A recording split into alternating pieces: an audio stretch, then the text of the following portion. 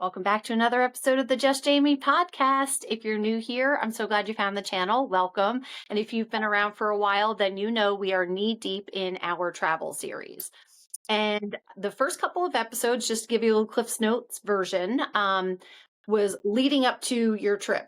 Why I think it's important, especially for these epic trips, especially to a foreign country. I think it's really smart to have a travel agent work with you and a tour company, possibly both, or you can combine the two. I just think, having sort of a professional best friend in your pocket on these journeys really has come in handy, and we kind of go through that. Second leg of our tour journey was kind of how to pack, how to layer, how to still be fashionable and not scream tourist, but still enjoy and be comfortable. Then I did a little recap of what kind of happened to us while we were in Ireland. And although it was really a perfect trip and we had no flight issues this time, we had a couple snafus due to Mother Nature and my niece getting sick, and the travel company Prestige Tours out of Ireland really saved our bacon. So that was one of the episodes. And I thought sort of the next leg of the travel conversation could be fitness, how to really enjoy your trip without giving up all the progress you may have made in your fitness journey leading up to your trip. So I had started doing kind of, I would say, really serious intermittent fasting probably 6 months ago.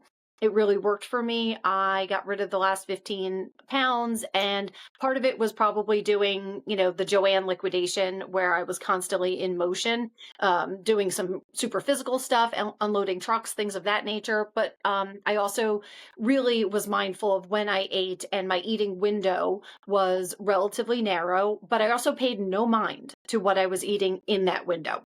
We started making our own bread, things like that, to kind of clean up our act. But I found it very easy to do, and it wasn't very restrictive. So fast forward, what do I do when I'm going to Ireland, where certainly my eating window is going to be way more open because I'm traveling with 6 other people and they're not really on my schedule. And then also I don't want to miss all the, food and the beverage and the tours and all of that good stuff. So it was basically, I don't want to say kicked to the curb, but it definitely took a back seat. And I figured I would gain about 5 pounds. And when I came back, spoiler alert, easy for me to say, it was about 5 pounds. And by the end of the week I was home, it was gone. So how did I do that? I did not go for any runs. I didn't go to the hotel gyms to work out. Some of the hotels didn't even have gyms, even they were on the luxury spectrum of things. But when you're in super quaint historic places, sometimes a weight room is not accessible. But you know what is? The country you're visiting. So the Irish breakfast, I know I can't sit still. I should have gotten a chair that swivels, so I apologize. Back to our story. So Irish breakfasts are not to be missed. They are epic, they are delicious, and I wanted to make sure I enjoyed every second of it. So what we did, we ate breakfast about 8:30 every morning, but we just got up early, and Andy and I went for a couple mile walk in whatever city it was. And so we had a couple thousand steps, and we got our bodies moving before the day kind of kicked off, right? So by the time we sat down for breakfast, we had been awake since 4:30. It gets light so early there. I kept my alarm the same, and it worked for me. So I don't pretend to be an expert, like I said, but I'm just sharing what worked for me. So I indulged in every aspect of the Irish breakfast. I didn't skip anything. I exercised no common sense, I guess, really. But it really held us all the way to dinner. So we had a little bit of a snack bag on the bus with us if anyone did get peckish kind of during the day. But everybody sort of ate so much, and there's such robust breakfast, it carried us right through dinner. And then dinner, we're eating between 6:30 and 8 every single night, depending on kind of what the day's itinerary was. So it was way later than normal, because I'm usually done eating by 4:30, 5 o'clock at home. So this was, something new. But again, I didn't really care. I was on vacation. I'm not a huge drinker at home. I'll have the occasional cocktail, but on that trip, I had probably between 1 and 4 drinks a day, and I knew I wanted to. I was enjoying it on the Jameson tour. If you're not going to enjoy a couple cocktails here and there, then, I guess that's possible if you kind of just wanted to have the educational part of it, but I wanted the whole experience. So I wasn't going to worry about the calories or any of that jazz. But I knew this was kind of vacation mode. And then the 2 days actually that we didn't get up early to walk there, we stayed at the Cliff House and they have a beautiful cliff walk. And so we did that 2 nights in a row after dinner. So I think the idea for me and the advice is just keep your body moving. So yes, sometimes when you're on a tour, you're on the bus, maybe 2 hours trying to get to your next destination. Obviously, you're not going to get a lot of steps. Sometimes when you're on these tours, we went to a great prison tour and we did the Oscar Wilde house in Dublin. As much as we went up 4 levels of the Oscar Wilde house, we also sat for about 60 minutes of the 90-minute tour. So you're not really getting athletic steps, if that makes sense. So you've got to be a little bit mindful about, okay, how else am I going to move my body? And getting up early or staying up late are kind of your only options, right?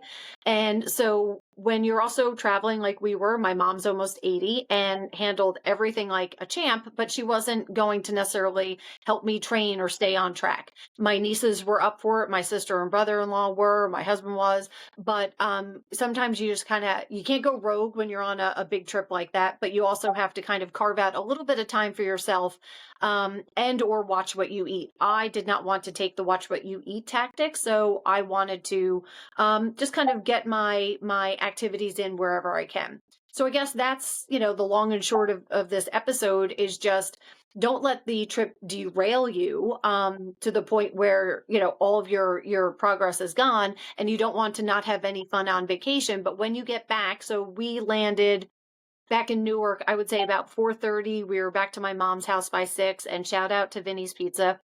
A trip to Wayne, New Jersey is never the same without Vinny's. So the first thing we did back on US soil was order Vinny's. So I didn't really care. I wasn't trying to get right back on track for fitness. And then on Monday, my niece's birthday dinner was Monday because we were going to be back in Virginia by the time her actual birthday 2 days later rolled around. So we went to a great Italian restaurant. And again, I was, I don't know, 4 garlic knots in before I thought to myself, wow, this is really gonna show on the scale. But because the food in Ireland doesn't have a lot of the crap that we have in the United States, the weight gain was 5 pounds, which was partially probably water weight, flying, retention, all of that good stuff. And by the time I weighed in on Sunday after being home a full week, I had lost the 5 pounds. So from landing from Vinny's to going out to the Italian restaurant to kind of just nipping it in the bud and getting right back to intermittent fasting, the 5 pounds I gained having a hell of a great time in Ireland was long gone. So I guess this is if you need inspo, take it, that, have fun, do your thing, do the vacation. And then when you get back home, get right back on it and don't weigh in right away. Don't care about that number. You know how your clothes fit, like I usually show weight right in my face. Some people it's right in their hips or their belly and stuff like that. So just kind of trust your gut and don't let 9 days of crazy eating in Ireland or Europe or Italy or wherever you're going give you the liberty or the justification to just kind of eat like crazy at home. Get back to your basics and keep your body moving. So it's not to say that I've given up on running or weightlifting or anything like that, but I have found certainly at 49 and a half, clinging to the 49, that really just movement has meant more to me than hardcore running. And then also watching what I eat as far as the eating window. Not so much, I said that wrong. Not watching what I eat per se, but not giving myself a full window. So as my brother-in-law said, he's like, so intermittent fasting is just like not eating for a while. Yes. Everything has to have like this buzzword, buzz phrase. It's just give your metabolism a chance and your gut a chance to sort of digest everything. So I don't like to eat late, and I'm certainly not going to eat first thing in the morning. But if you do and that works for you, great. My whole point is my eating window is about 4 hours a day. I fast about 20. And then when I break fast, you would think this is my only and last meal in life.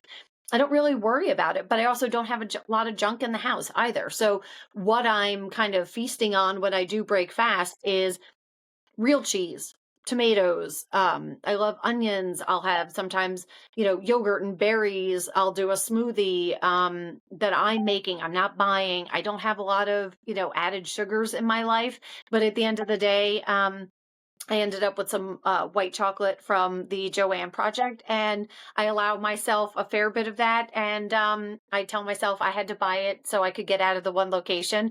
And so I got a lot of chocolate in the house, but I also don't sit and gorge myself. So all that to say, thanks for tuning in, and hopefully this gives everybody a little bit of inspo that you can so go on the trip, and especially in European countries, the EU, you're going to be eating real food and not processed crap. So eat, drink, and be merry. So thanks again. See you on the next episode.